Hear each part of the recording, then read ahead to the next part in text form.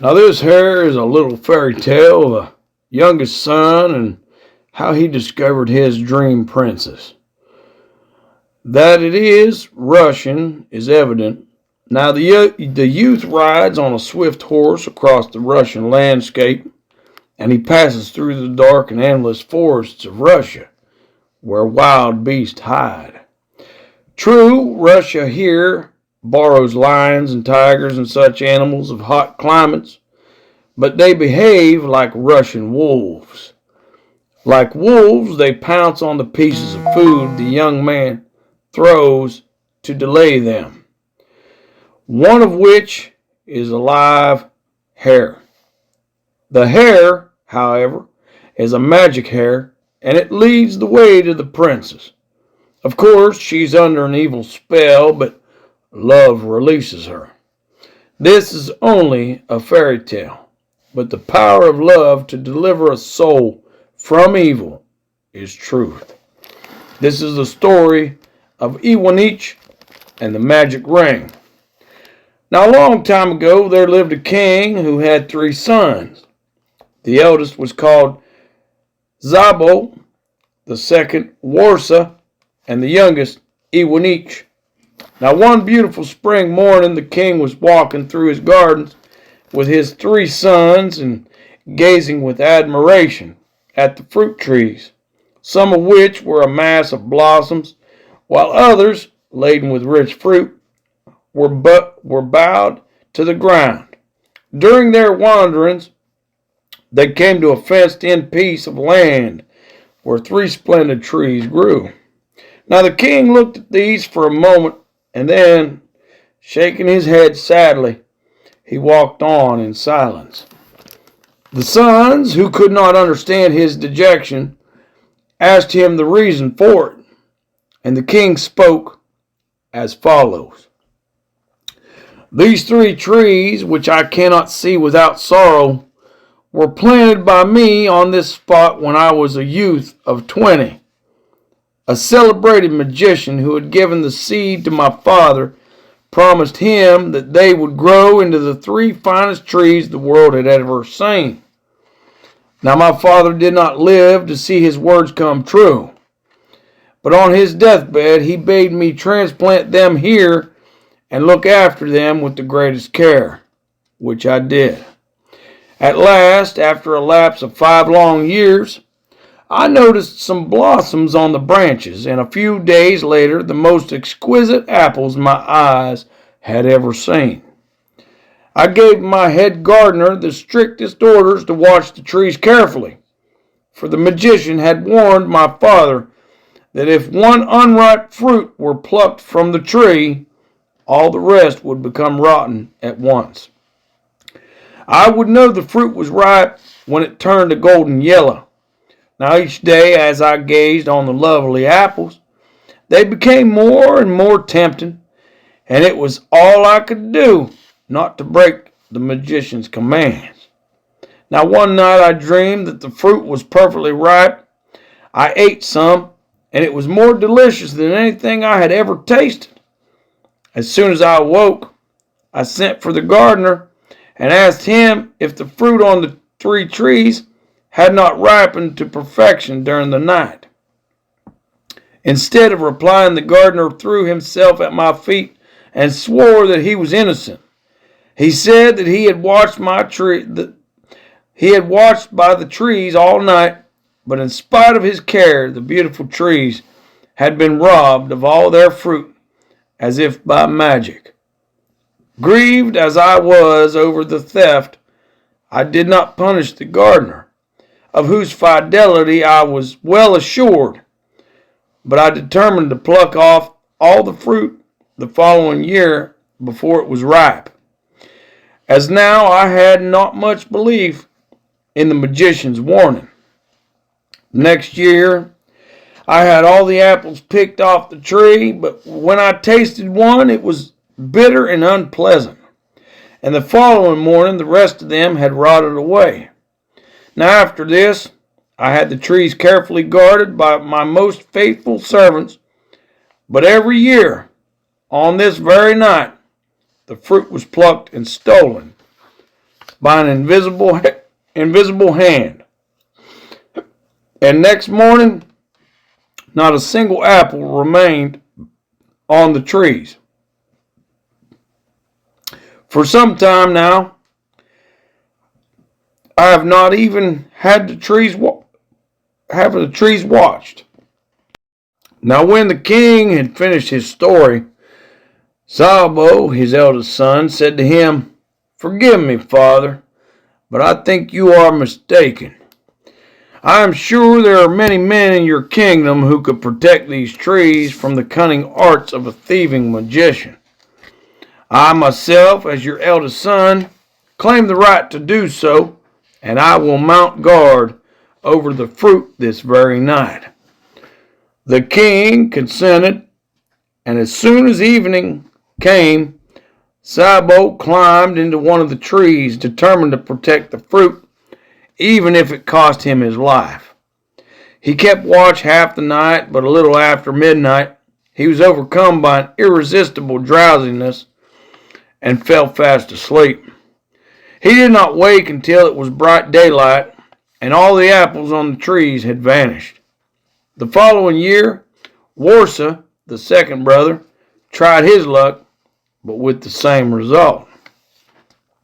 Then came the turn of the third and youngest son. Iwanich was not the least discouraged by the failure of his elder brothers, although they were both older and stronger than he was. When night came, he climbed up the tree as they had done. The moon rose, and with her soft light lit up the whole neighborhood, so that the observant prince could distinctly see the smallest object.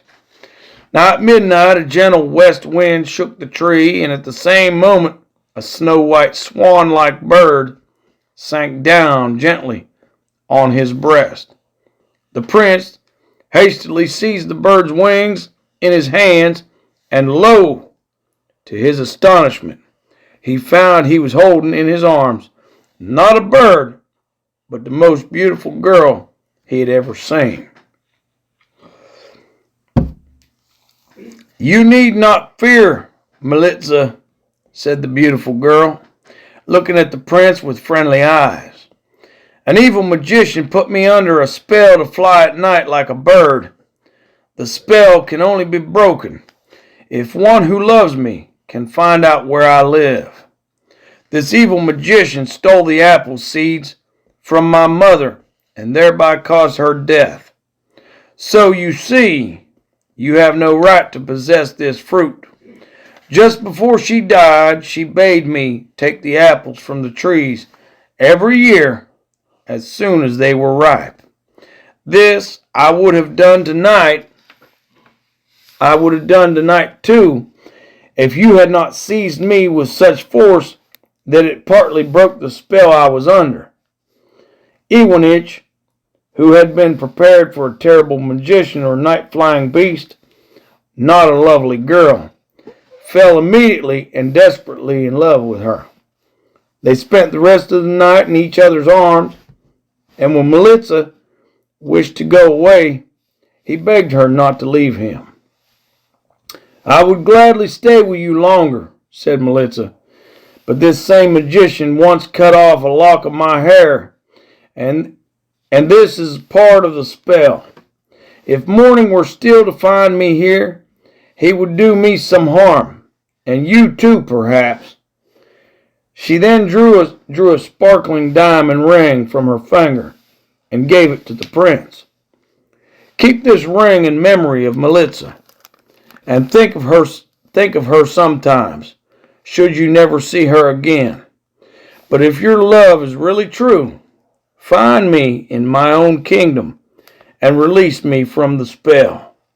I may not show you the way there, but this ring will help to guide you. If you have love and courage enough to undertake this journey, whenever you come to a crossroad, always look at this diamond before you decide which way you will take. If it sparkles as brightly as ever, go straight on. But if if its luster dims, choose another path." Melissa kissed the prince goodbye, and before he had time to say a word, she once again became a white bird and vanished through the branches of the tree. Now morning broke, and the prince left his perch and returned to the palace like one in a dream, without even knowing if the apples had been taken, for his whole mind was absorbed by thoughts of beautiful Melissa and how he was to find her. As soon as the head gardener saw the prince going toward the palace, he ran toward the trees, and when he saw them laden with ripe fruit, he hastened to tell the king the joyful news. The king was beside himself for joy, and he hurried at once to the garden, and had the gardener pick him some of the fruit. He tasted an apple, and found it was luscious as it had been in his dream. He went at once to his son Iwanich, and after embracing him tenderly and heaping praises on him, he asked him how he had succeeded in staying awake to protect the rare fruit from the magician's power. This question placed Iwanich in a dilemma, as he did not want the real story to be known. He said that about midnight a huge wasp had flown through the branches and had buzzed incessantly round him. He had warded it off with his sword, and at dawn, when he was becoming quite worn out, the wasp had vanished as suddenly as it had appeared. The king, who never doubted the truth of this tale, bade his son go and rest at once to recover from the fatigues of the night. But he himself ordered feasts to be held in honor of the preservation of the wonderful fruit. The whole capital was in a stir, and everyone shared in the king's joy. The prince alone took no part in the festivities, while the king was at a banquet. Iwanich took some purses of gold, and mounting the swiftest horse in the royal stable, he sped off like the wind without a single soul's being the wiser. It was only on the next day that he was missed. The king was very distressed at his disappearance and sent search parties all over the kingdom, but in vain. After 6 months, he was given up for dead, and in another 6 months, people had forgotten all about him. Now, in the meantime, the prince, with the help of the ring, was searching for his Melissa. At the end of 3 months, he came to the entrance of a huge forest, which seemed to stretch to infinity and looked as if it had never been trodden by human foot. Now the prince was about to enter the wood by a little path when he heard a voice shouting, "Hold, youth! Where are you going?" Iwanich turned round and saw a tall, gaunt-looking man, clad in miserable rags, leaning on a crooked staff and seated at the foot of an oak tree, so much the same color as himself that it was little wonder the prince had ridden past the tree without noticing him. "Where else should I be going," he said, "but through the wood?" "Through the wood," said the old man in amazement. "It's easily seen, you know. Nothing of this forest if you rush so blindly to meet your doom. Well, listen to me before you ride any farther. Let me tell you that this wood hides in its depths countless numbers of the fiercest tigers, hyenas, wolves, bears, snakes, and other monsters. If I were to cut you and your horse up into tiny morsels and throw them to the beasts, there would not be one bit for each 100 of them. Take my advice, therefore, and if you wish to save your life, follow some other path." Now the prince was rather taken aback by the old man's words and considered for a minute what he should do. Then, looking at his ring and perceiving that it sparkled as brightly as ever, he shouted, "If this wood held even more terrible things than it does, I could not help myself, for I must go through it." He spurred his horse and rode on, but the old man shouted so loudly after him that the prince turned round and rode back to the oak tree.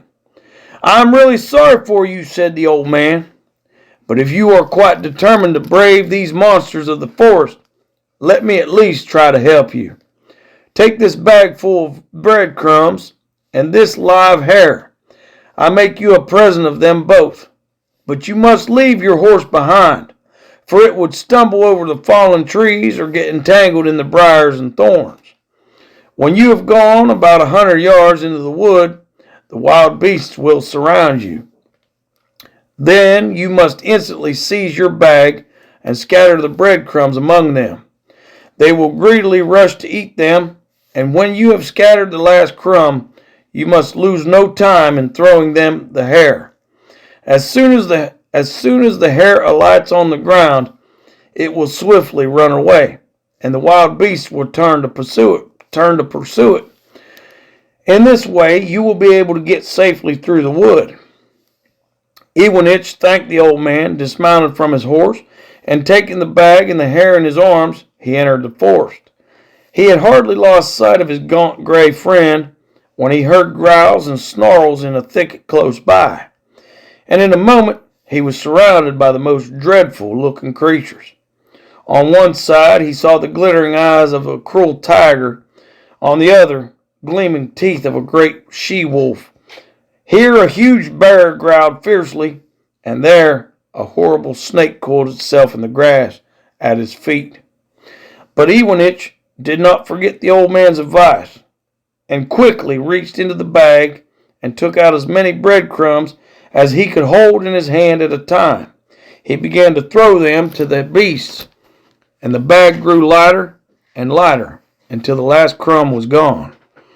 And the hungry beasts thronged closer round him, greedy for fresh prey. Now he seized the hare and threw it to them. No sooner did the little creature feel itself on the ground than it laid back its ears and flew through the woods like an arrow from a bow, closely pursued by the wild beasts. Now the prince found himself alone. He looked at his ring, and when he saw that it sparkled as brightly as ever, he went straight on through the forest. He had not gone very far when he saw a most extraordinary-looking man coming toward him. He was not more than 3 feet high. His legs were quite crooked, and his whole body was covered with prickles like a hedgehog. Now 2 lions walked on either side of him, leashed by the 2 ends of his long beard. He stopped the prince and asked in a harsh voice, "Are you the man who just fed my bodyguard?"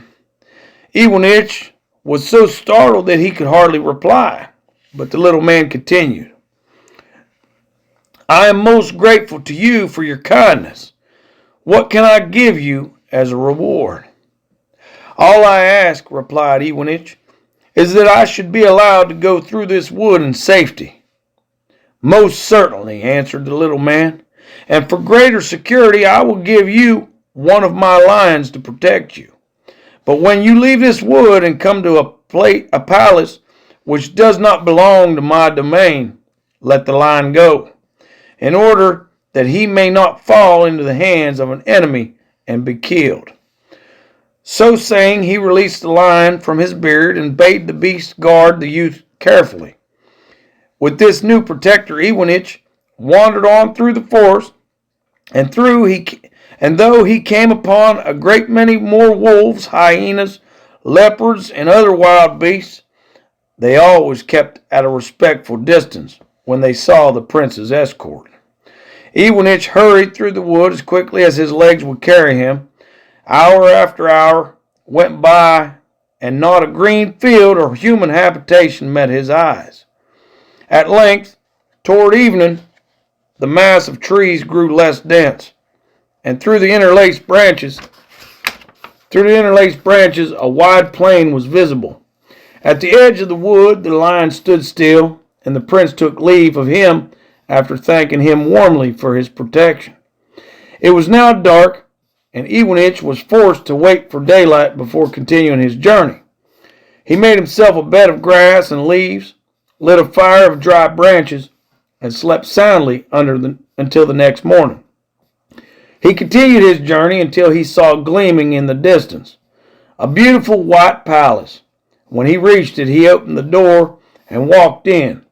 Suddenly there was a crashing sound as though 1,000 panes of glass had broken.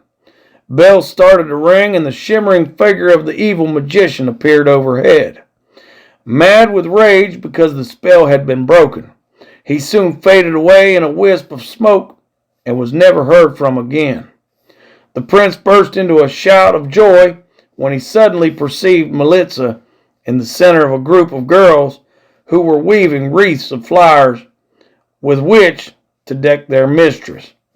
As soon as Melitza saw the prince, she ran up to him and embraced him tenderly. And after he had told her all his adventures, they went into the palace, where a sumptuous meal awaited them. Then the princess called her court together and presented Iwanich as her future husband. At once, preparations were made for the wedding, which was held soon after with great pomp and magnificence. And from that time forward, Iwanich and Melitza lived in undisturbed peace and happiness. Alright, now life in old Japan often included bird and beast on equal terms with man. And since in fairy tales truth is important but facts are not, we have sparrows in the Japanese fairy tale telling us truths about life and men and women without the slightest regard for facts. Now the result is a charming fairy tale in miniature wherein a small bird plays the part of a human being. The old man, with his consideration and unselfishness, is the good person, and his old wife, greedy and quarrelsome, provides the contrast and is properly punished by the sparrows. This story is called The Hurt Sparrow. Now once upon a time there lived an old man and an old woman. The old man had a kind heart, kept a young sparrow which he cared for tenderly. But his wife was a cross-grained old thing, and one day, when the sparrow had pecked at some starch she was going to use on her linen, she flew into a great rage and struck the sparrow and chased it away. When the old man came home from the hills and found that the bird had flown, he asked what had become of it. The old woman answered that she had struck the bird and driven it away because it had stolen her starching paste. Now the old man, hearing this cruel tale, was sorely grieved. Alas, where can my bird be gone? He thought to himself. Poor thing, poor little hurt sparrow, where is your home now? He wandered far and wide, seeking for his pet, crying, Mr. Sparrow, Mr. Sparrow, where are you? Now one day at the foot of a tall mountain, the old man came upon the lost bird. And when they had congratulated each other on their mutual safety, the sparrow led the old man to his home. And after presenting him to his wife and chicks, set before him all sorts of dainties and entertained him hospitably. Please partake of our humble fare, said the sparrow. Poor as it is, you are very welcome. What a polite sparrow you are, answered the old man. He remained for a long time as the sparrow's guest and was feasted right royally. At last the old man said that he must take his leave and return home. Now the bird begged him to accept 2 wicker baskets as a parting gift. One basket was heavy and the other was light. So the old man said that as he was feeble and stricken in years, he would accept only the light one. He then shouldered it and trudged off home, leaving the sparrow family sorrowful at parting with him. Now when the old man got home, his wife began to scold him angrily. Well, and pray, where have you been these many days? A pretty thing indeed to be gadded about at your time of life. Oh, he replied, I've been on a visit to the sparrows, and when I came away, they gave me this wicker basket as a parting gift. They opened the basket to see what was inside. Lo and behold, it was full of gold and silver and other precious things. When the old woman, who was as greedy as she was cross, saw all the riches displayed before her, she stopped her scolding, and could not contain herself for joy. "I'll go and call on the sparrow too," she said, "and get a pretty present." So she asked the old man the way to the sparrow's house and set forth on her journey. Following his directions, she at last met the sparrow. well, Mr. Sparrow," she exclaimed. "I have been looking forward to the pleasure of seeing you." Oh, how she tried to flatter and cajole the sparrow with her soft speeches. The bird could not but invite her to his home, but he took no pains to feast her and said nothing about a parting gift. She, however, was not to be put off, so she asked for something to carry away with her in remembrance of her visit. The sparrow accordingly produced 2 baskets as before, and the greedy woman, choosing the heavier of the 2, carried it off with her. But when she opened the basket to see what was inside, all sorts of hobgoblins and elves sprang out and began to torment her, after which they picked her up and flew away with her. The old man used his wealth to adopt and educate a son, and he became even more prosperous than before. Alright, this long, involved, and yet simple Persian fairy tale is a storyteller's delight. In an Asian country where there is always plenty of time and plenty of people to listen, no one is in a hurry to reach the end of a story, especially in the villages. Now the houses are close and small, and villagers sit outdoors in the warm evening, and that is the storyteller's hour. He takes his place in the circle and tells his tale, while his listeners sit on the ground about him and give themselves to his magic. Suspense in what the rose did to the cypress is slight, but enough to keep interest alive to the end.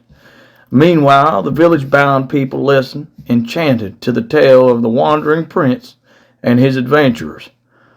If the tale can outlast an evening and carry over to another, so much the better. This is what the rose did to the cypress.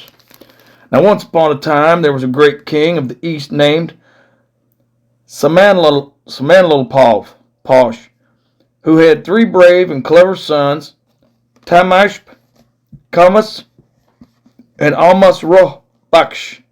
One day, when the king was sitting in the hall of audience, his eldest son, Prince Tamasp, came before him and greeted him with due respect.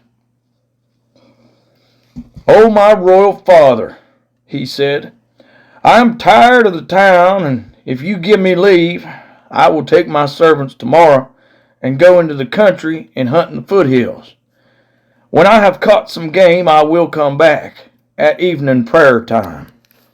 His father consented and sent him with some of his own trusted servants, and also hawks and falcons, hunting dogs, cheetahs, and leopards. Now at the spot where the prince intended to hunt, he saw a beautiful deer. He gave orders that it should not be killed, but trapped or captured with a noose.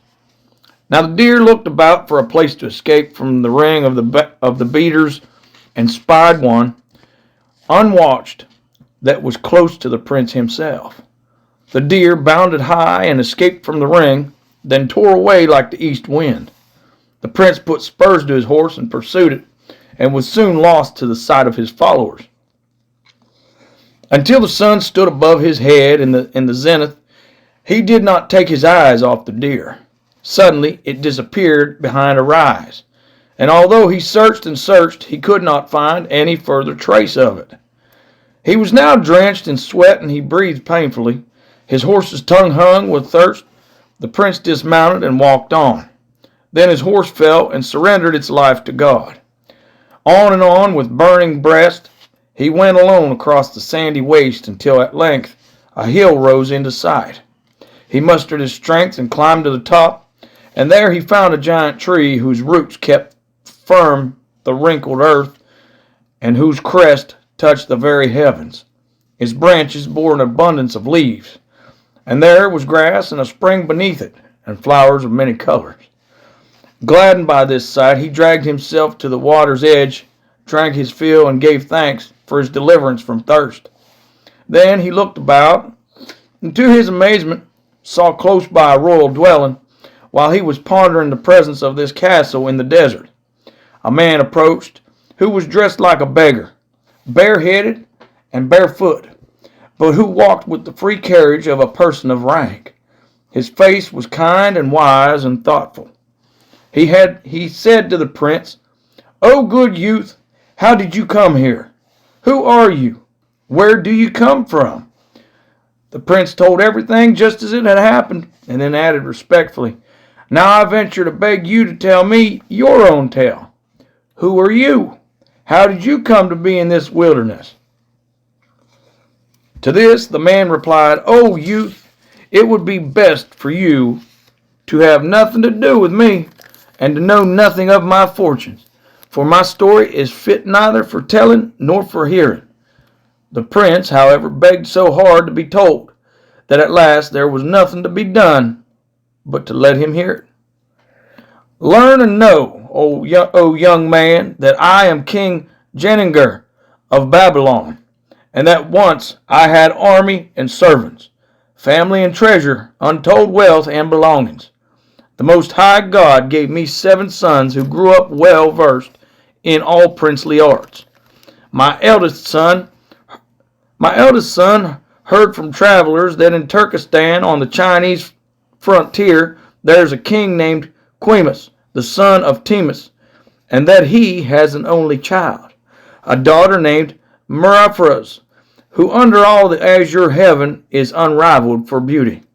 Princes come from all the world to ask her hand, and on one and all she imposes a condition. She says to them, 'I know a riddle, and I will marry anyone who answers it, and I will bestow on him all my possessions.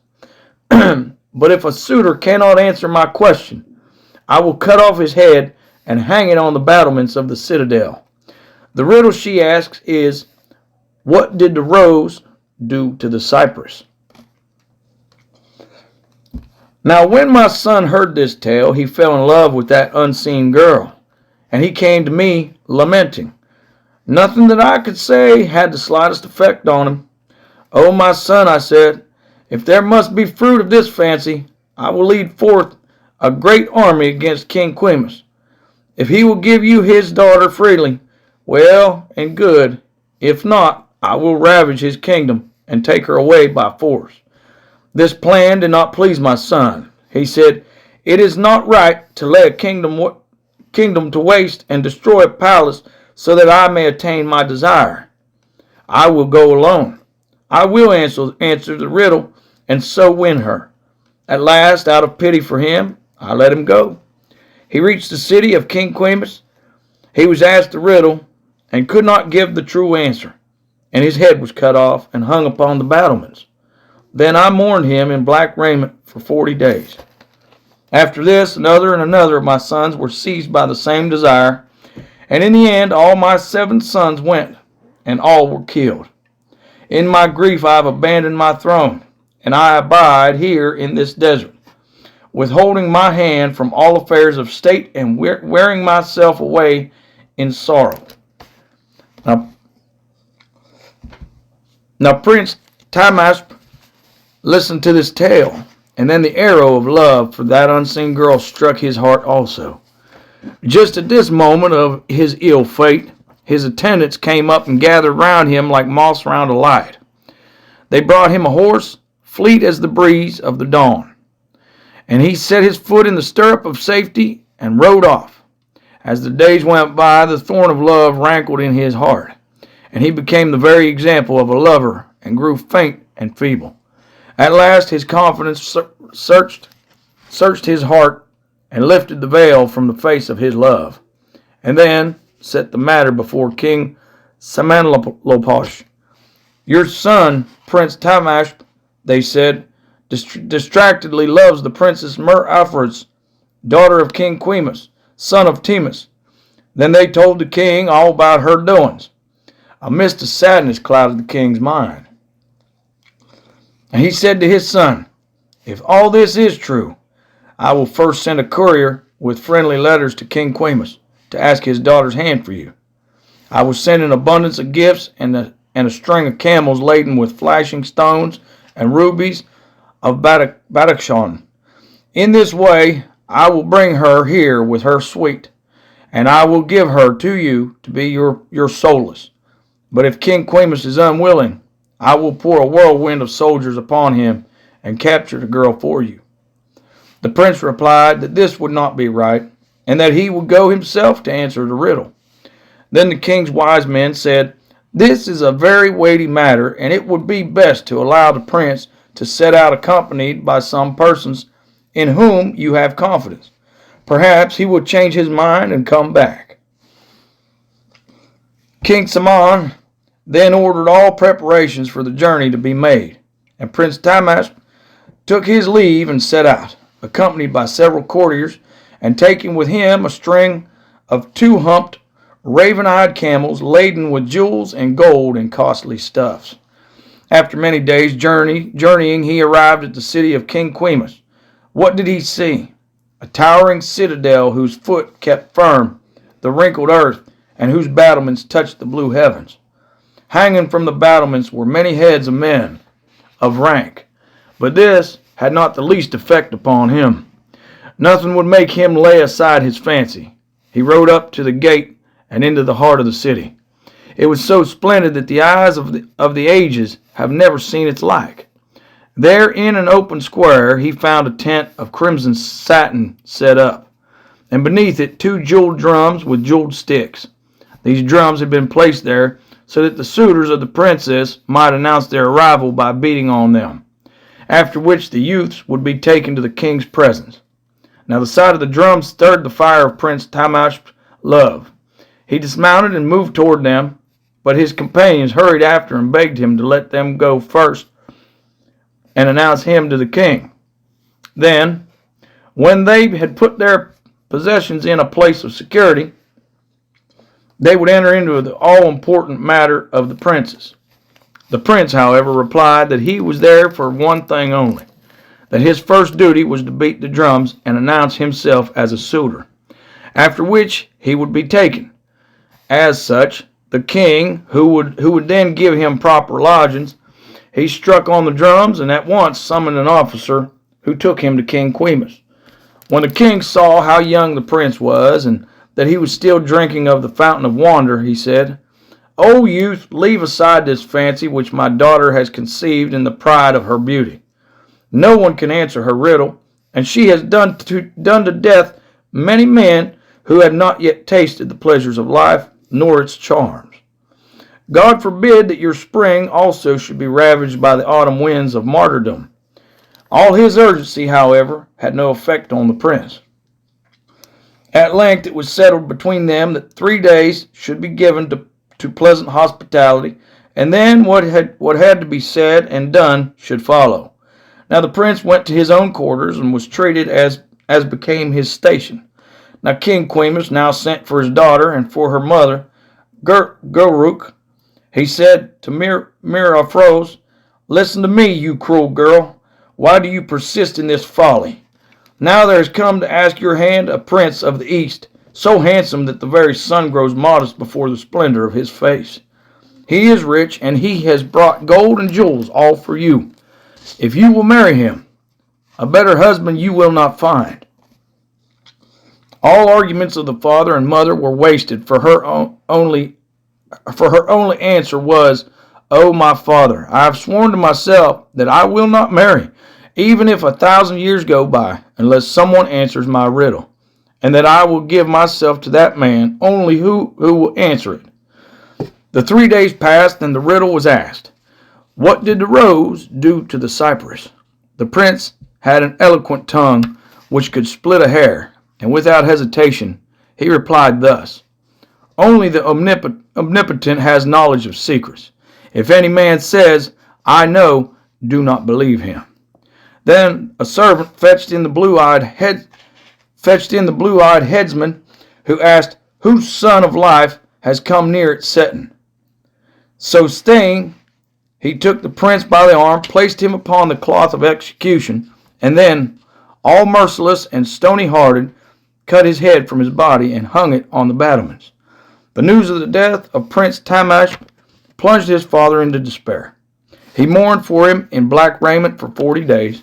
A few days later, his second son, Prince Kamas, extracted leave from him to go too, and he also was put to death.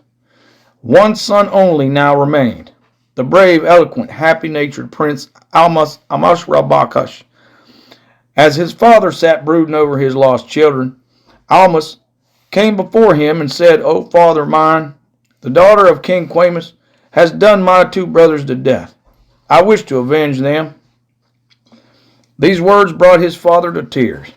"O light of your father," he cried, "I have no one left but you, and now you ask me to let you go to your death." "Dear father," pleaded the prince, "until I have lowered the pride of that beauty and have brought her here before you, I cannot rest." In the end, he got leave to go, but he went alone. Like his brothers, he made the long journey to the city of Quamus, the son of Timus. Like them, he saw the citadel, but he saw there the heads of Tamash and Kamas. He went about in the city, saw the tent and the drums, and then went out again to a village not far off. Here he found a very old man who had a wife 120 years old. Their lives were coming to their end, but they had never beheld the face of a child of their own. They were glad when the prince came to their house, and they treated him as a son.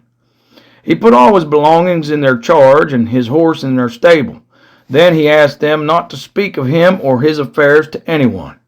He exchanged his royal dress for ordinary garments, and next morning, just as the sun rose, he went again into the city. Ceaselessly he turned over in his mind how he was to find out the meaning of the riddle, and who could help him, and how to avenge his brothers. He wandered about the city, but heard nothing of use, for there was no one in all that land who understood the riddle of Princess Mira Afroz. One day he thought he would go to her own garden house and see if he could learn anything there. It was a splendid place, with a wonderful gateway and walls like Alexander's ramparts. Many gatekeepers were on guard, and there was no chance of passing them. His heart was full of bitterness, but he said to himself, "All will be well. It is here I shall get what I want." He went round outside the garden wall, hoping to find a gap, and he prayed in the court of supplications, "O holder of the hand of the helpless, show me my way." While he prayed, he bethought himself that he could get into the garden with a stream of inflowing water.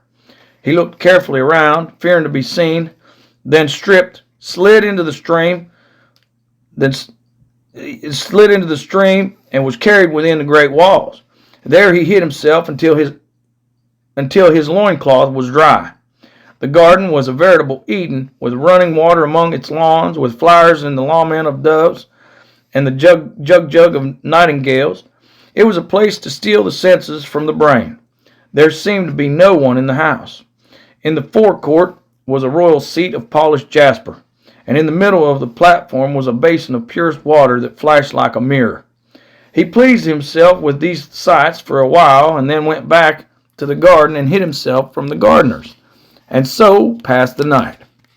Next morning he put on the appearance of a madman and wandered about until he came to the lawn where several perry-faced girls were amusing themselves.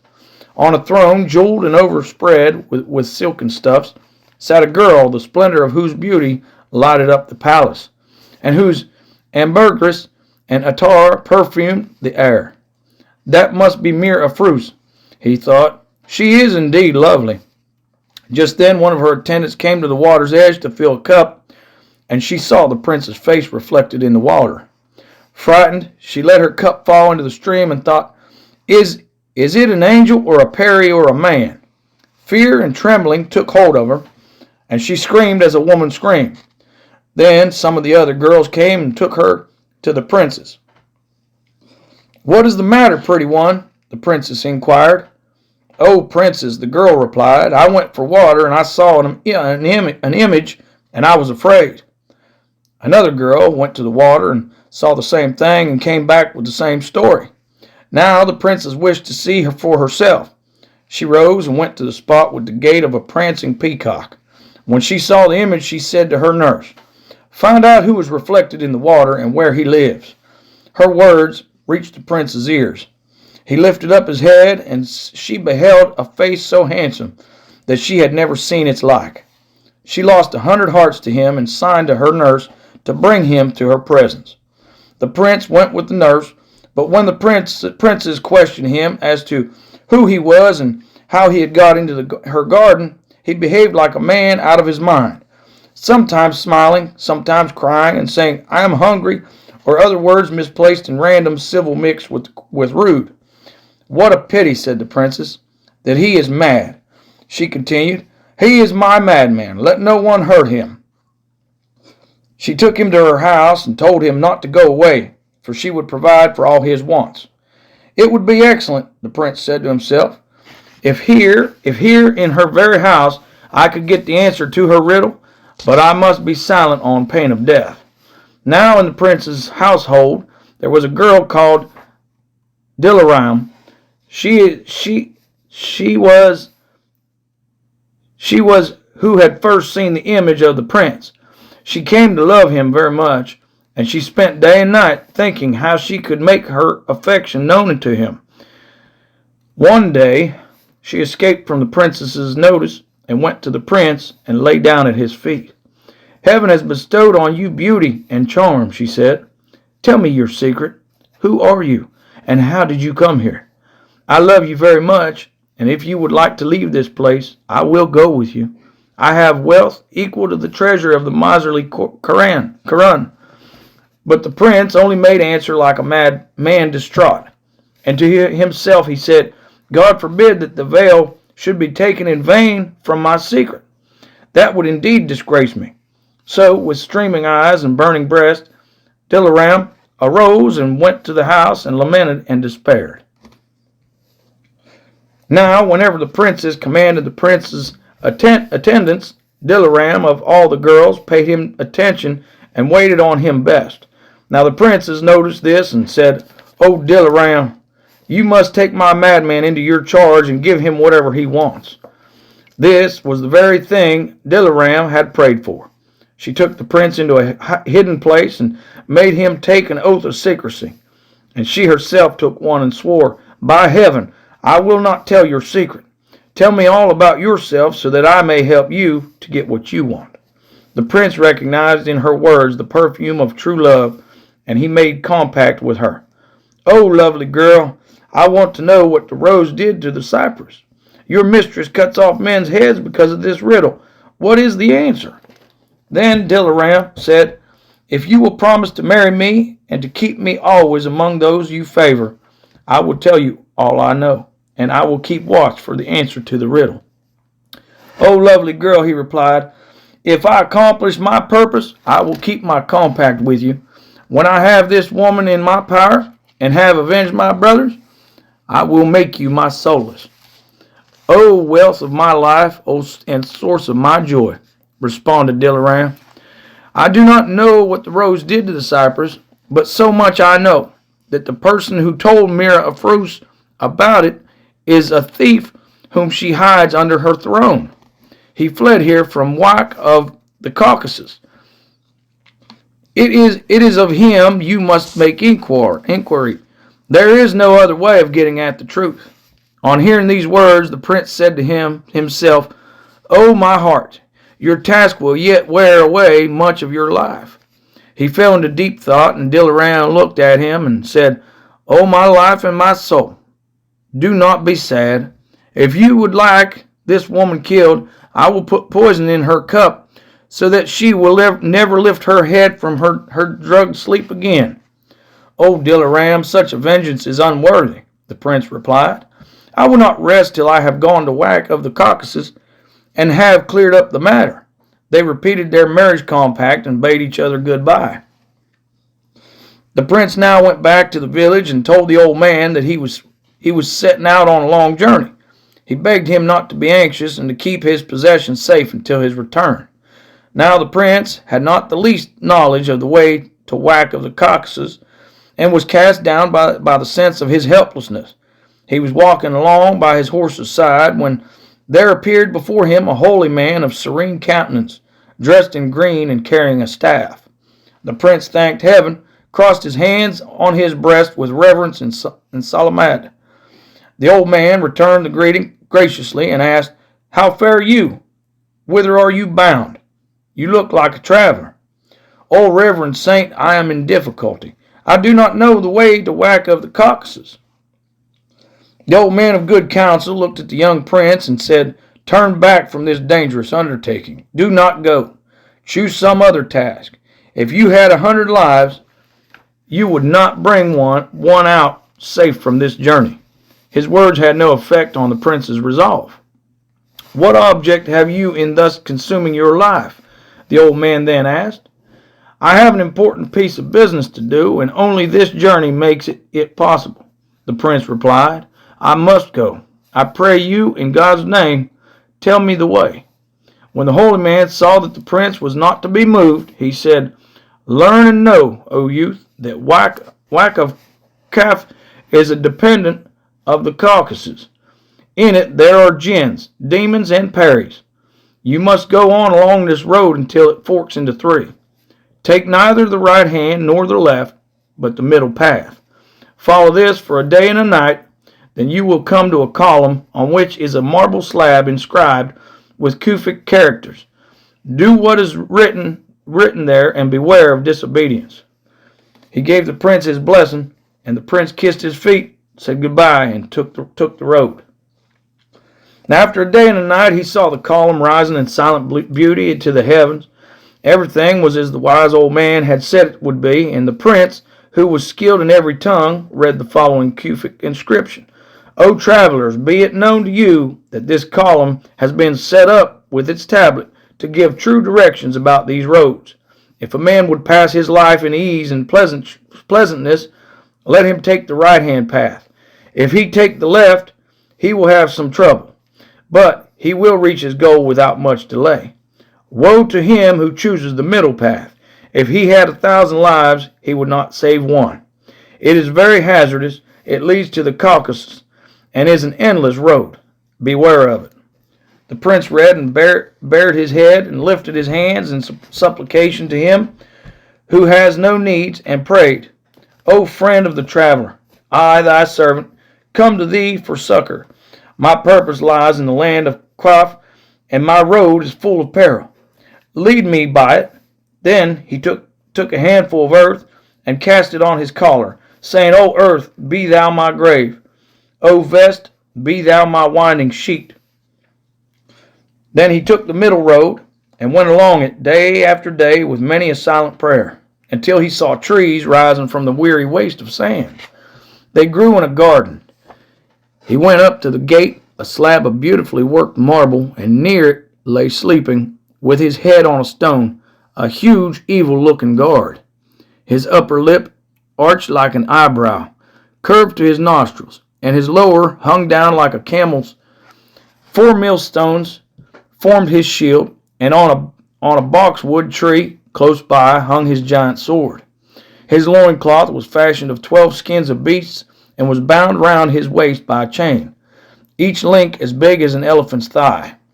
Now the prince approached and tied up his horse near the guard's head. Then he let fall from his lips a Bismillah. In the name of Allah, entered the garden and walked until he came to the inner garden, delighted in the great trees, the verdure and the flowery borders. Now in the inner garden there were many deer. These signaled to him with eye and pointing foot to go back, for this was enchanted ground. But he did not understand them, and thought their pretty gestures were welcome. After a while he reached a palace built of gold and silver bricks, with a porch more splendid than Caesar's. In its midst was a high seat overlaid with fine carpets, and into it opened 8 doors, each having opposite it a marble basin. Now, banishing care, Prince Almus walked on through the garden when suddenly a window opened, and a girl who was lovely enough to make the moon rise with jealousy looked out and saw him. She lost her heart to his handsome face, and sent her nurse to fetch him so that she might learn where he came from, and how he had got into her private garden, where even lions and wolves did not venture. The nurse did so, and she too was struck with amazement at his sunny radiance.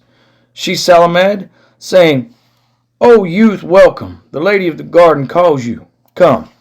He went with her into a palace like a house in paradise, and seated on the royal carpets of the throne was a girl whose brilliance shamed the sun. He salaamed, and she rose, took him by the hand, and bade him come closer. "O young man, who are you? How did you get into this garden?" she asked. He told her his story from beginning to end, and Lady Latifa replied, "This is folly. It will make you a vagabond of the earth and lead you to destruction. Come, cease such talk. No one can go to the Caucasus. Stay with me and be thankful, for here is a throne which you can share with me, and in my company you will enjoy my wealth. I will do whatever you wish. I will bring here King Quimus and his daughter, and you can deal with them as you will." "O Lady Latifa," he said, "I have made a compact with heaven not to rest until I have been to Wak of Quaff, and have cleared up this matter, and have taken Mira Frus from her father, as brave men take, and have put her in prison. When I have done all this, I will come back to you in state, and with a great following, and I will marry you according to the law." Lady Latifa argued and urged, but in vain. The prince was not to be moved. Then she called to the cupbearers for new wine, for she thought that when his head was hot, with it he might consent to stay. The pure, clear wine was brought, and she filled a cup and gave it to him. "O most enchanting lady," he said, "it is the rule for the host to drink first, and then the guest." So hoping to make him lose his head, she drained the cup, then filled it again and gave it to him. He drank it, and she took a lute from one of the singers and played upon it with such skill that it bewitched the senses of all who heard. Yet all was in vain. 3 days passed in such festivities, and on the fourth the prince said, "O joy of my eyes, I beg now that you will bid me farewell, for my way is long, and the fire of your love darts flame into the harvest of my heart. By heaven's grace I may accomplish my purpose and come back to you." She saw that she could not in any way change his resolve, and she told her nurse to bring a certain casket which contained, she said, something exhilarating to help the prince on his journey. The box was brought, and she divided a portion of what was within and gave it to the prince to eat. Then, while he was all unaware, she put forth her hand to a stick fashioned like a snake, said some words over it, and struck him so sharply on the shoulder that he cried out. He made a pirouette and found that he was a deer. When he knew what had been done to him, he said to himself, "All the threads of affliction are gathered together. I have lost my last chance." He tried to escape, but the Lady Latifa sent for her goldsmith, who overlaid the antlers with gold and jewels. The kerchief which that day she had in her hand was then tied round his neck, and this freed him from her attentions. The prince deer now bounded into the garden, and at once again sought some way of escape. He found none, and joined the other deer, who soon made him their leader. Now, although the prince had been transformed into a deer, he kept his man's heart and mind. He said to console himself, "Thank heaven that the Lady Latifa has changed me into this shape, for at least deer are beautiful." He remained for some time among the other deer, but escape was always in his thoughts. He looked for some place by which he could get out of the magic garden. Following round the wall, he reached the lower part, and remembering the divine names, he flung himself over, saying, "Whatever happens is by the will of God." When he looked about, he found that he was in the very same place he had jumped from. There was the palace, there the garden, and the deer. 8 times he leaped over the wall, and 8 times found himself where he had started. But after the 9th leap, there was a change. He saw a palace and a garden, but the deer were gone. Presently a girl opened a window. She was of such moonlike beauty that the prince had lost 100 hearts to her. She was delighted with the beautiful deer, and cried to her nurse, "Catch it. If you do, I will give you this necklace, every pearl of which is worth a kingdom." Now the nurse coveted the pearls, but as she was 300 years old, she did not know how she could catch a deer. However, she went down into the garden and held out some grass. When she came near, the creature ran away.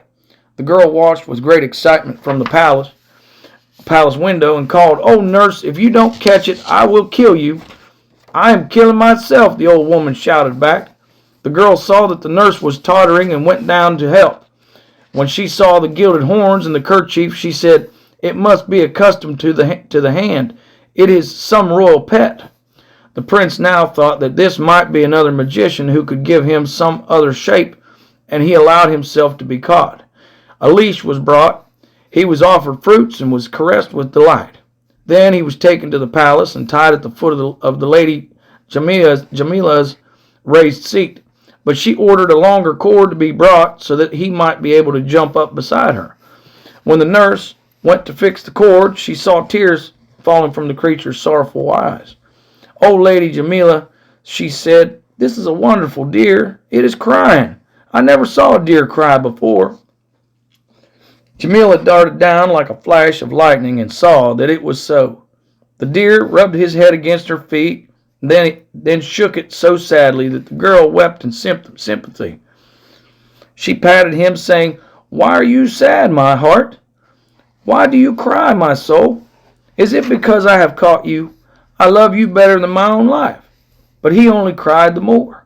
Then Jamila said, "Unless I am mistaken, this is the work of my wicked sister Latifa, who by magic art turned servants of God into beasts of the field."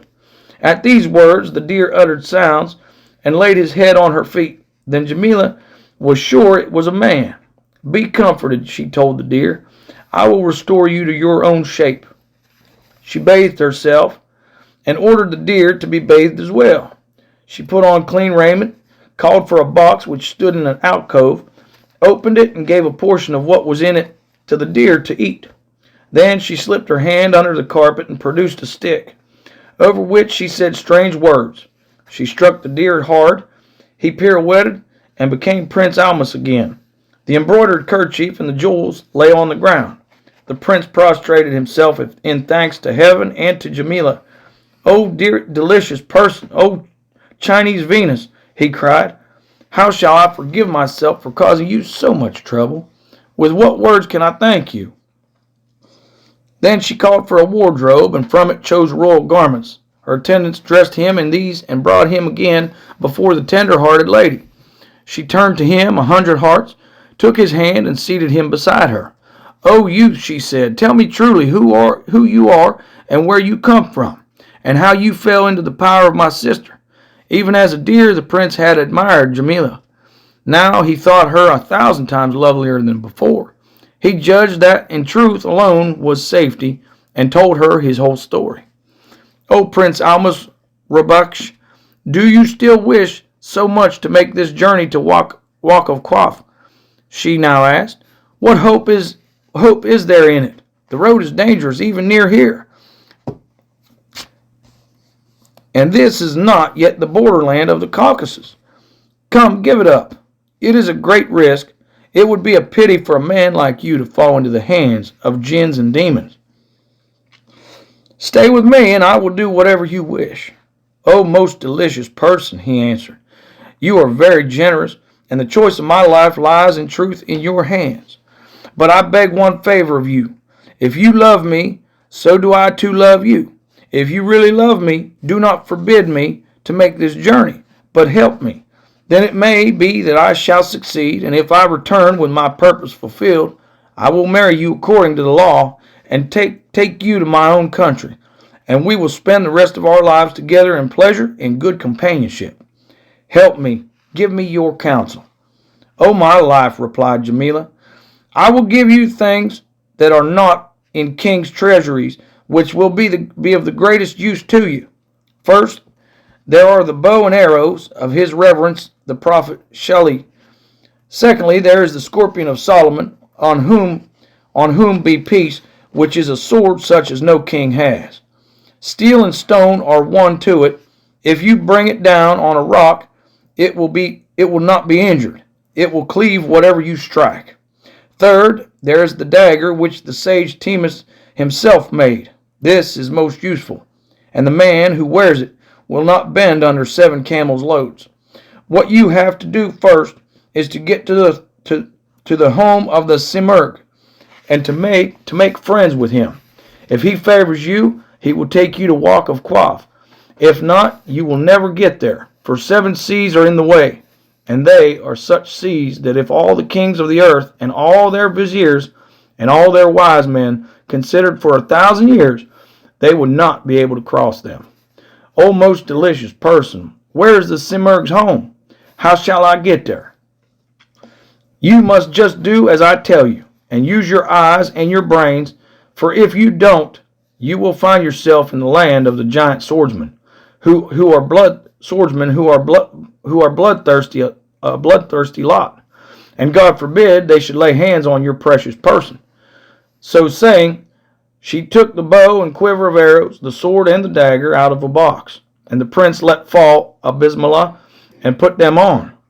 Then Jamila of the hoary face produced 2 saddlebags of ruby red silk, one filled with roasted fowl and little cakes, and the other with precious stones.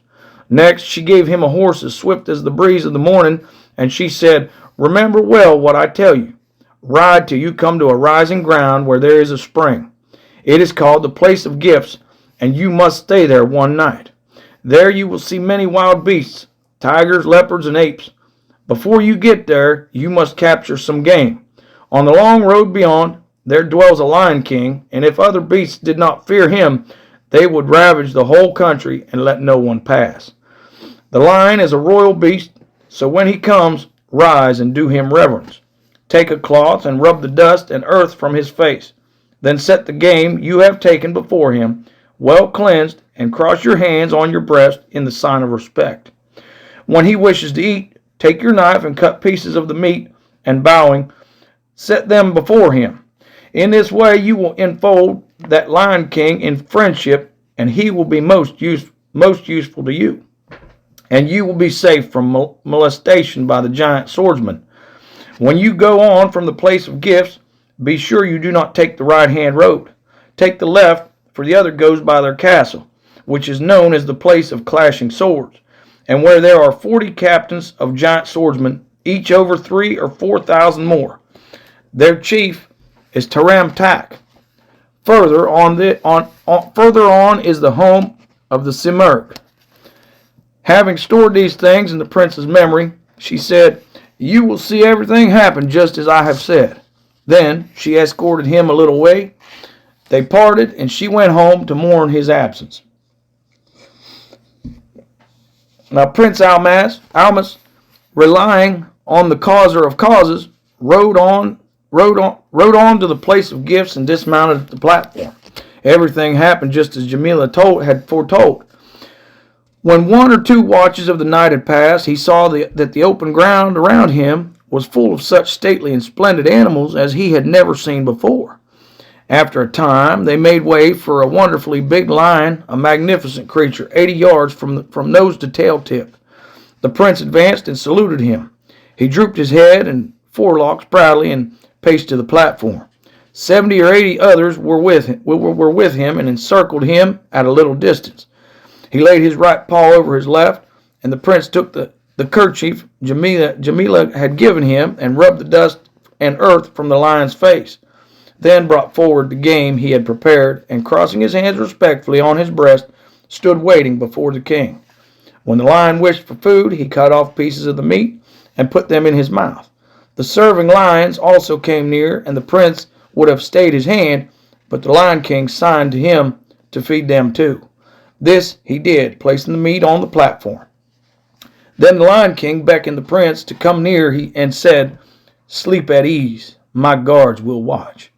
So surrounded by the lion guard, the prince slept until dawn, when the king lion bid him farewell and gave him a few of his own hairs, saying, When you are in any difficulty, burn one of these, and I will be there. Then he went off into the jungle. Prince Almas started immediately. He rode till he came to the parting of the roads. He remembered well that the right-hand way was short and dangerous, But he bethought himself to that whatever was written on his forehead would happen, and he took the forbidden road. After a while he saw a castle, and knew from what Jamila had told him that it was the place of clashing swords.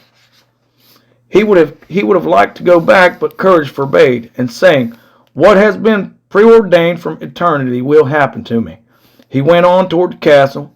He was about to tie his horse to a tree when a giant swordsman spied him. "Ha!" said the wretch to himself. "This is good. Taramtak has not eaten a man for a long time. I will take this creature to him." He took hold of the prince's reins. "Dismount," he said. "I will take you to my master, and he will eat you." "What nonsense are you saying?" said the prince. The swordsman then cried, "Come along, or the birds of the air will weep for you." Then the prince drew the scorpion of Solomon and struck him on the leathern belt, and sheared him through, so that the sword came out on the other side. The giant swordsman muttered some words, put out his hand to seize the prince, then breaking in two, fell and surrendered his life. There was water close at hand, and the prince made his ablutions, saying, "O my heart, a great task lies upon you." A second swordsman came out of the fort, and seeing what had been done to the first, went back and told his chief. Others went out to challenge this upstart, and of every one the scorpion of Solomon made two. Then Taramtak sent for the giant swordsman named Chilmok, who in battle was worth 300, and said to him, "Fetch me that man." Chilmok went out, tall as a tower and bearing a shield of 8 millstones, and as he walked he shouted, "Ho, blunderhead! By what right do you come to our country and kill our people? Come cut me in two." He tossed aside his club and caught the prince by the collar, tucked him under his arm, and set off with him to Taramtak. But the prince drew the dagger of Timus and thrust it upward through the giant's armpit for its full length. This made Chilmok drop him and try to pick up his club, and when he stooped, the mighty sword sheared him through at the waist. When news of his champion's death reached Taramtak, he put himself at the head of an army of his giant swordsmen and led them forth. Many fell before the magic sword, and the prince labored on despite weakness and fatigue. In a moment of respite, he struck his flint and burned a hair of the Lion King, and he had just finished this when the swordsman charged again and almost took him prisoner. Suddenly, from behind the distant veil of the desert appeared an army of lions led by their king. "What brings these scourges of heaven here?" cried the swordsman. The lions came roaring up, putting fresh life into the prince. He fought on, and each time he struck on a swordsman's belt, the wearer fell in two, and each time he struck on a head, the victim was cleft to the waist. Then the 10,000 mighty lions joined the fray and tore the enemy into pieces. Taramtak was left alone. He would have retired into his fort, but the prince shouted, "Whither away, accursed one? Are you fleeing before me?" At these defiant words the chief shouted back, "Come here, and I will soften you to wax beneath my club." He hurled his club at the prince's head, but it fell harmless because the prince had quickly spurred his horse forward. The chief, believing he had hit the prince, was looking down to see where he had fallen, when all at once the prince came up behind and cleft him to the waist, and set him to his maker. The Lion King praised the dash and courage of Prince Almus. They went together into the castle of Clashing Swords and found it adorned and fitted in princely fashion. In it was a daughter of Taramtak, still a child. She sent a message to Prince Almus saying, "O king of the world, choose this slave to be your handmaiden. Keep her with you. Where you go, there she will go." He sent for her, and she kissed his feet and received the Muslim faith at his hands. He told her that he was going on a long journey about important business, and that when he came back, he would take her and her possessions to his own country, but that for the present she must stay in the castle. Then he turned over the fort and all that was in it to the care of the lions, saying, "Guard them, brother. Let no one lay a hand on them." He said goodbye, chose a fresh horse from the chief's stable, and once again took the road. After traveling many stages and for many days, he reached a plain of marvelous beauty and freshness. It was carpeted with flowers and soft grass, and among them were running streams. This choicest place of earth filled him with wonder. There was a tree such as he had never seen before. Although its leaves were all alike, it bore flowers and fruits of 1,000 kinds. Near it, a reservoir had been fashioned of 4 kinds of stone: touchstone, pure stone, marble, and lodestone. In and out of it water flowed like a tar. The prince felt sure this must be the place of the Simurgh. He dismounted, turned his horse loose to graze, ate some of the food Jamila had given him, drank from the stream, and lay down to sleep. He was still dozing when he was aroused by the neighing and pawing of his horse. When he could see clearly, he made out a mountain-like dragon, whose heavy breast crushed the stones beneath it into putty. He remembered the 1,000 names of God and took the bow of Salih from its case, the bow of Salih from its case, and 3 arrows from their quiver. He bound the dagger of Timus firmly to his waist and hung the scorpion of Solomon round his neck. Then he set an arrow on the string and released it with such force that it went in at the monster's eye right up to the notch. The dragon writhed on itself and belched forth an evil vapor, and beat the ground with its head till the earth quaked. Then the prince took a second arrow and shot into its throat. It drew in its breath and would have sucked the prince into its maw, but as the prince approached with striking distance, he drew his sword, and having committed himself to God, struck a mighty blow which cut the creature's neck down to the gullet. Then, overcome by horror of the beast and by the foul vapor of his breath, the prince fainted. When he came to himself, he found that he was drenched in the gore of the dead monster. He rose and thanked God for his deliverance. The nest of the Simurgh was in the wonderful tree above him, and in it were young birds. The parents were away searching for food. They had always warned their children never to put their heads out of the nest when they were gone. Today, however, at the noise of the fight below, the young birds had looked down and so had seen the whole affair. By the time the dragon had been killed, they were very hungry, and they now set up a clamor for food. The prince therefore cut up the dragon and fed them with it, bit by bit, till they had eaten all of the monster. He then washed himself and lay down to rest. He was still asleep when the Simurgh came home. As a rule, the young birds raised a clamor of welcome when their parents came near. But on this day, they were so full of dragon meat that they had all gone to sleep. As they flew nearer, the old birds saw the prince lying under the tree and no sign of life in the nest. They thought that the misfortune which for so many years had befallen them had again happened, and that once again their nestlings had disappeared. They had never been able to find out the murderer, and now suspected the prince. "He has eaten our children and sleeps after it. He must die," said the father bird, and he flew back to the hills and clawed up a huge stone which he meant to let fall on the prince's head. But his mate said, "Let us look into the nest first, for to kill an innocent person would condemn us at the day of resurrection." They flew nearer, and presently the young birds woke and cried, "Mother, what have you brought for us?" And they told the whole story of the fight, and of how they were alive only by the favor of the young man under the tree, and of his cutting up the dragon, and of their eating it. The mother bird then remarked, "Truly, father, you were about to do a wrong, and a terrible sin has been averted." Then the Simurgh flew off a distance with the great stone and dropped it, and it sank down to the very middle of the earth. Coming back, the Simurgh saw that the little sunshine was falling on the prince through the leaves, and the bird spread its wings and shaded him till he woke. When the prince got up, he salaamed to the bird, who returned his greeting with joy and gratitude, caressed him, and said, "O youth, tell me true. Who are you, and where are you going? And how did you cross that pitiless desert?" The prince told his story from beginning to end, and finished by saying, "Now it is my heart's wish that you would help me to walk over the Caucasus. Perhaps by your favor I shall accomplish my task and avenge my brothers."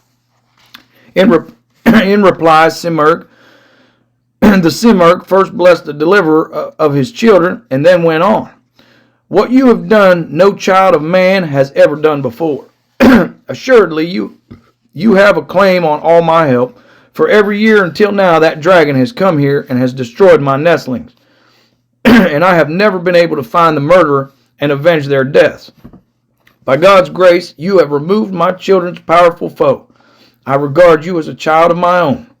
Stay with me. I will give you everything you desire, and I will establish a city here for you, and will furnish it with every requisite. I will give you the land of the Caucasus, and will make its princes subject to you.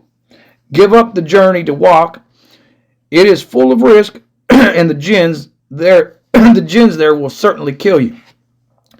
But nothing could move the prince. And seeing this, the bird continued, Well, so be it. When you wish to set forth, you must go into the plain and take 7 head of deer, and must make watertight bags of their hides, and keep their flesh in 7 portions. 7 seas lie on our way. I will carry you over them.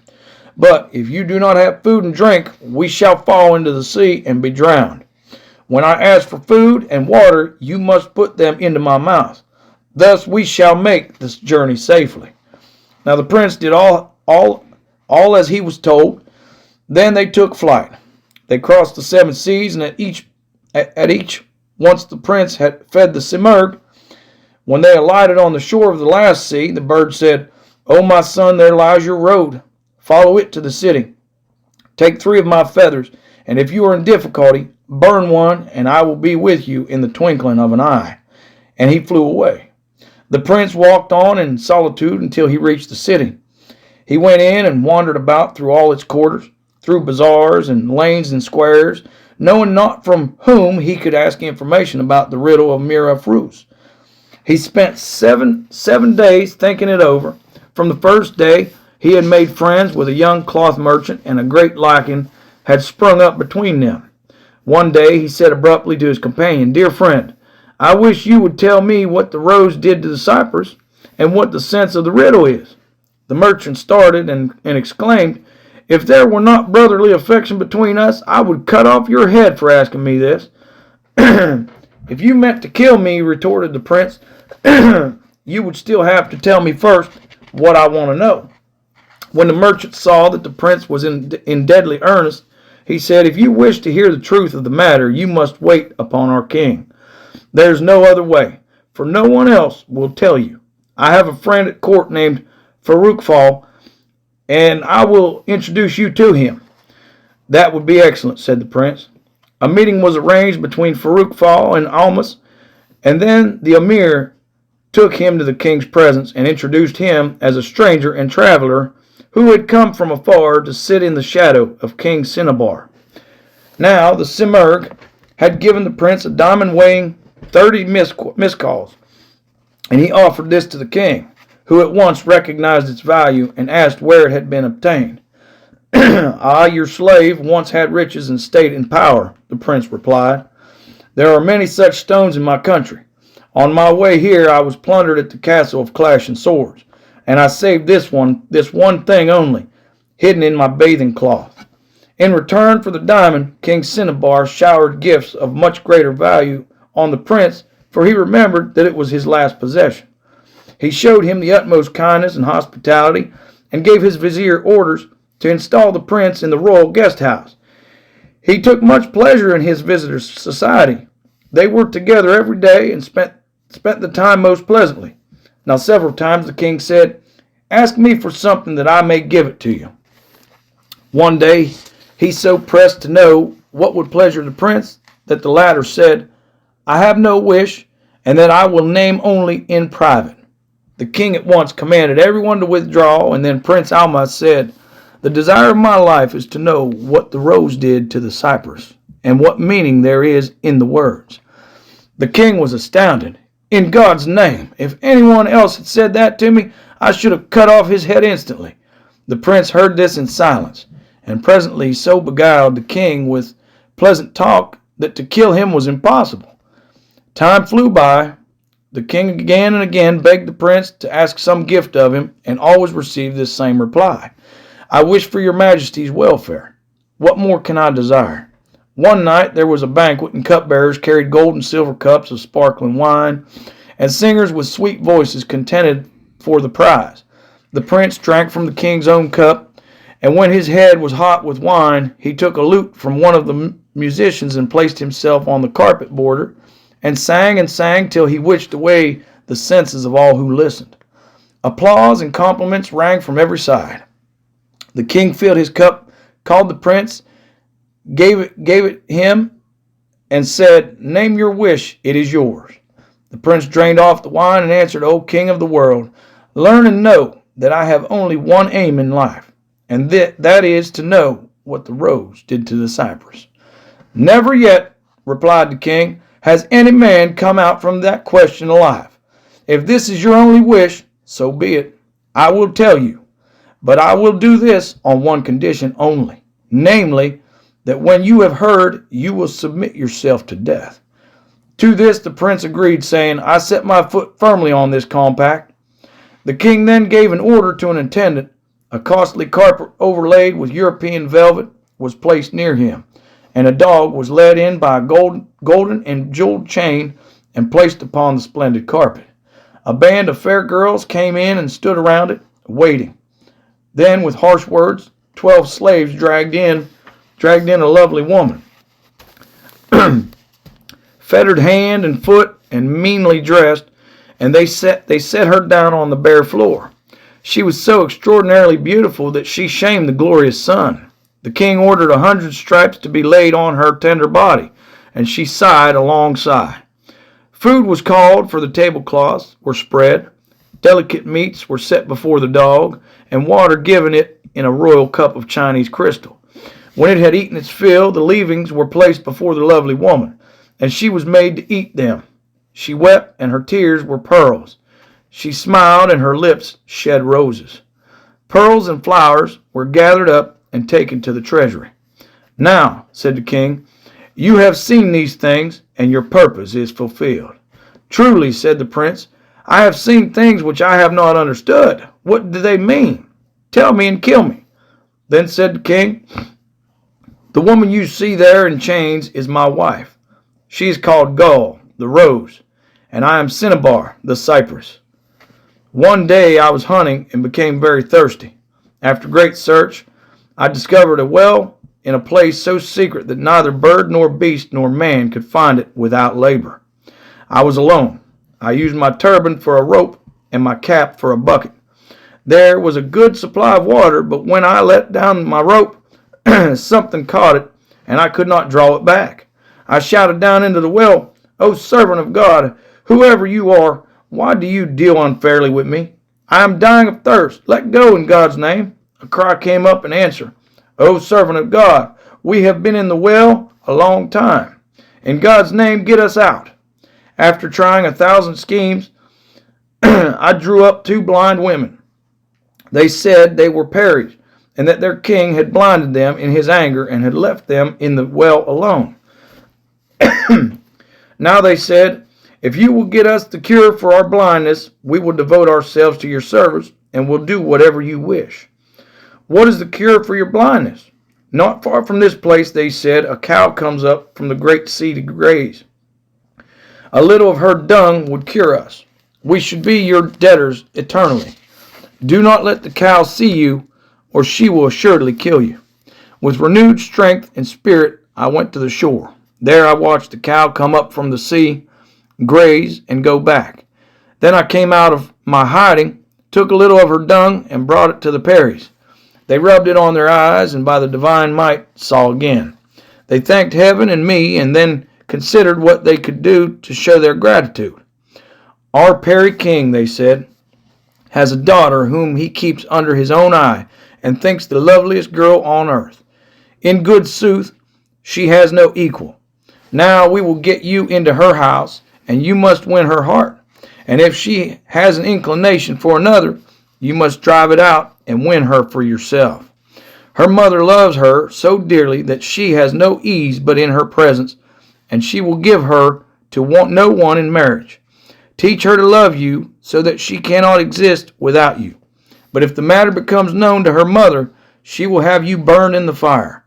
Then you must beg, as a last favor, that your body may be anointed with oil, so that you may burn the more quickly and be spared torture. If the Fairy King allows this favor, we too will manage to be your anointers, and we will put such an oil on you that if you were 1,000 years in the fire, not a trace of burning would remain. In the end, the two fairies took me to the girl's house. I saw her sleeping gently.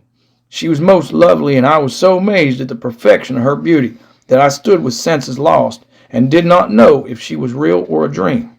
When at last I saw that she was a real girl, I returned thanks that I, the runner, had come to my goal, and that I, the seeker, had found my treasure. When the Fairy opened her eyes, she asked in fright, "Who are you? Have you come to steal?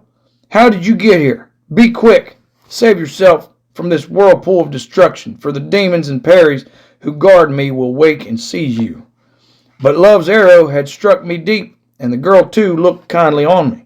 I could not go away. For some months I remained hidden in her house. We did not dare to let her mother know of our love. Sometimes the girl was very sad and fearful lest her mother should find out. One day her father said to her, "Daughter, for some time I have noticed that your beauty is not what it was. How is this? Has sickness touched you? Tell me that I may seek a cure." Alas, there was now no way of concealing the mingled delight and anguish of our love. It was no longer a secret. I was put in prison, and the world grew dark to my rose, bereft of her lover. The Fairy King ordered me to be burned, and he said, "Why have you, a man, done this perfidious thing in my house?"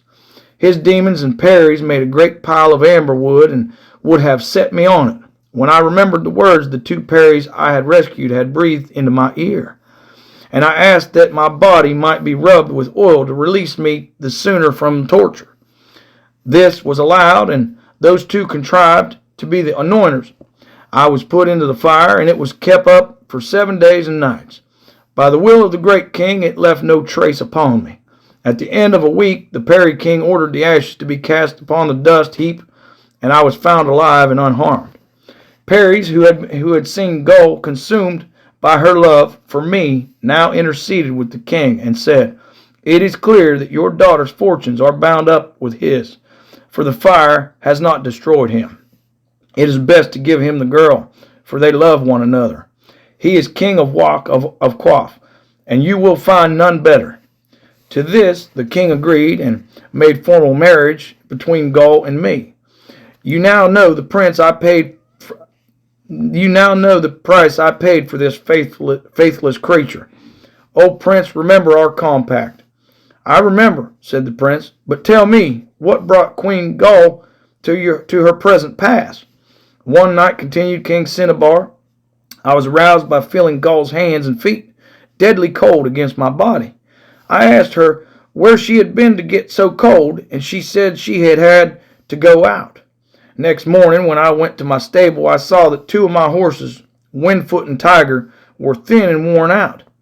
I reprimanded the groom and beat him. He asked where his fault lay, and said that every night my wife took one or other of these horses and rode away, and came back just before dawn. A flame kindled in my heart, and I asked myself where she could go. I told the groom to be silent, and when next Gull took a horse from the stable, to saddle another quickly and bring it to me. That day I did not hunt, but stayed at home. I lay down as usual at night and pretended to fall asleep. When I seemed safely asleep, Gull got up and went to the stable, as was her custom. That night it was Tiger's turn. She rode off on him, and I took Windfoot and followed. With me went the dog, you see, a faithful friend who never left me. When I came to the foot of the hills which lie outside the city, I saw Gull dismount and go toward a house which some thieves have built there. Against the door was a high seat, and on it lay a giant thief, before whom she salaamed. He got up and beat her till she was marked with wheals, but she uttered no complaint. I was dumbfounded, for once, when I had struck her with a rose stalk, she had complained and fretted for 3 days. Then the thief said to her, "How now, ugly one, and shaved head? Why are you so late, and why are you not wearing wedding garments?" She answered him, "That person did not go to sleep quickly, and he stayed at home all day. so that I was not able to adorn myself. I came as soon as I could. In a little while he called her to sit beside him, but this was more than I could bear. I lost control of myself and rushed upon him. He clutched my collar, and we grappled in a death struggle. Suddenly she came behind me, caught my feet, and threw me. While he held me on the ground, she drew out my own knife and gave it to him. I should have been killed but for that faithful dog which seized his throat, pulled him down, and pinned him to the ground. Then I got up and dispatched the wretch. There were 4 other thieves there. 3 I killed, and the 4th got away and has taken refuge beneath the throne of Mira Fruz, daughter of King Quimus. I took Gull back to my palace, and from that time until now I have treated her as a dog is treated, and I have cared for my dog as though it were my wife. Now you know what the rose did to the cypress, and now you must keep compact with me." "I shall keep my word," said the prince. But may a little water be taken to the roof, so that I may make my last ablution?" To this request the king consented. The prince mounted to the roof, and getting into a corner, struck his fire steel and burned one of Simurgh's feathers in the flame. Straightway the bird appeared, and by the majesty of its presence made the city quake. It took the prince on its back and soared away to the zenith. After a time, King Cinnabar said to an attendant, "That young man is a long time on the roof. Go and bring him here." But there was no sign of the prince on the roof. Far away in the sky, the Simurgh could be seen carrying him off.